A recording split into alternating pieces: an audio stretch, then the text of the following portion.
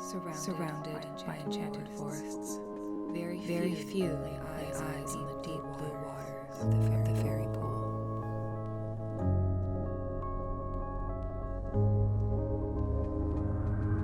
Hi everyone, and welcome to my NYX Face Awards 2019 entry.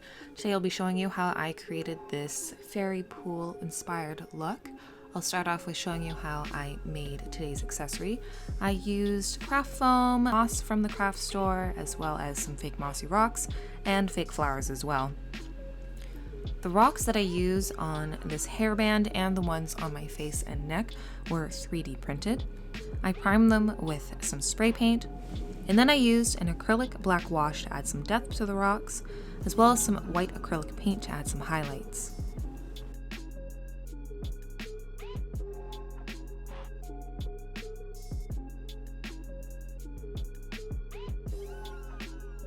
The 3D printing process, as well as painting and priming them, took about 8 hours to complete. The rocks come in 3 varying sizes, from tiny to medium to large.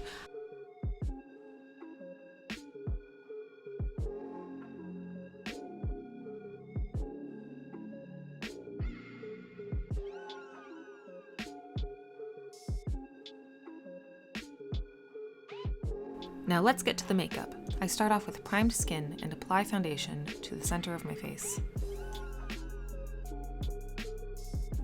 Using a light blue water-based paint, I apply it to my neck and collarbone.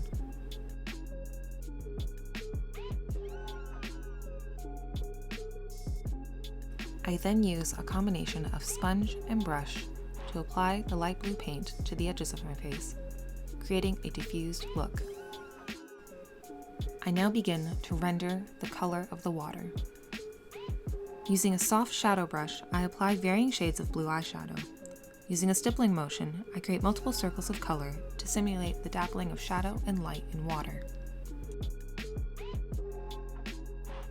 Throughout the process, I use varying sizes of eyeshadow brushes and varying colors of blue to white eyeshadows to create a natural effect of shadow and light in water.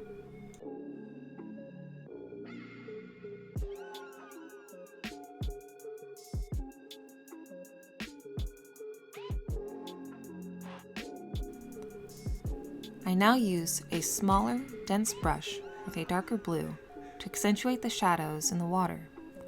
Using the negative space between the white circles of pigment, I create a sense of deeper water below the surface. I use another small dense brush with white eyeshadow to add more highlights to the water. I continue with this effect along my jawline.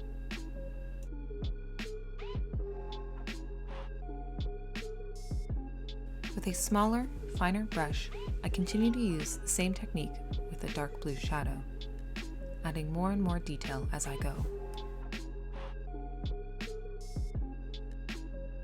With the same techniques, I create smaller patterns along the edges of my face to simulate a tighter pattern that would get closer to the edges of the water. The deeper the water, the larger the pattern. I now add a dark purple eyeshadow along my jawline and the edges of the water along my collarbone.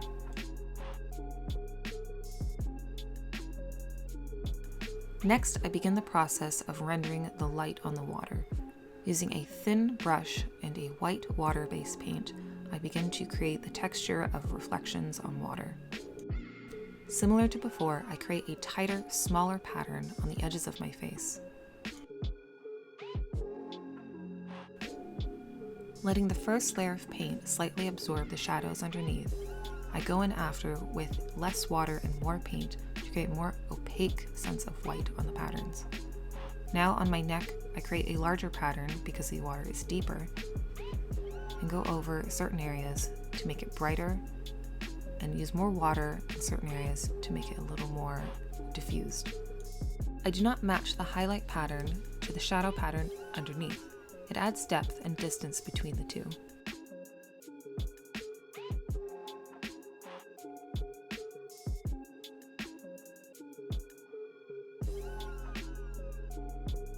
For blush, I use a cool toned pink. I apply it to my cheekbones, nose, and chin. Next, I use a dark blue water-based paint, applying it with an angled brush.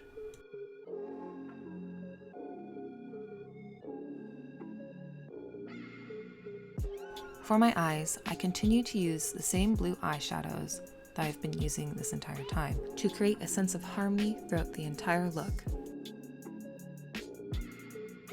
I use a dark blue shadow in my crease and a light blue shadow to diffuse and blend everything together. Using the same light blue shadow, I go under my eye and over the other colors to blend it all together.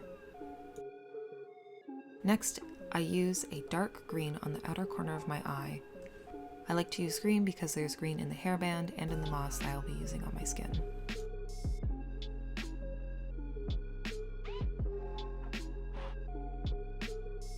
Next, I use a bright blue shadow along my lash line,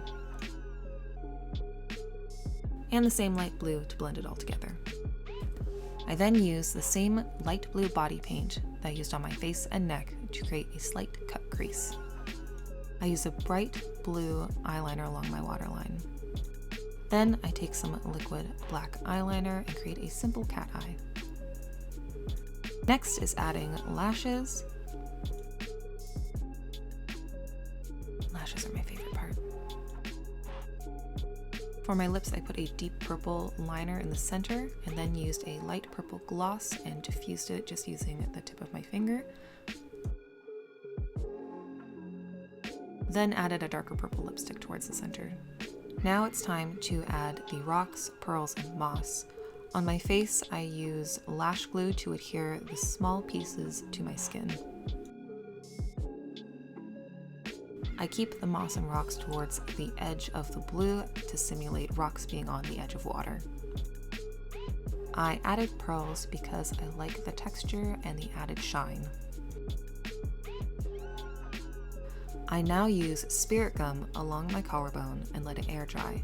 I use spirit gum so that the larger rocks can adhere better.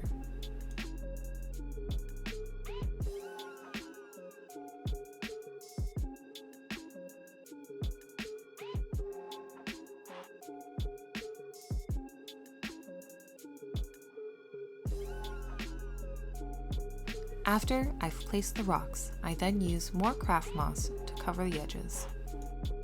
This creates a more natural border along the water.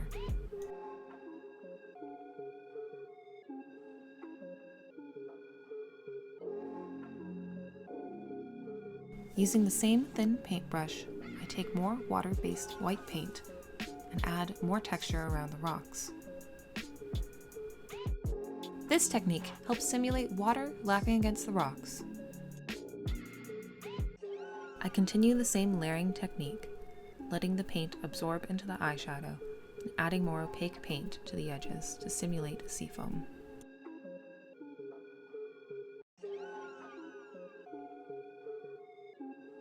I then add more craft pearls along the water's edge, just to add a little extra effect to the look. Now it's time to put on the wig and the accessory. After adding some elf ears, the look is complete.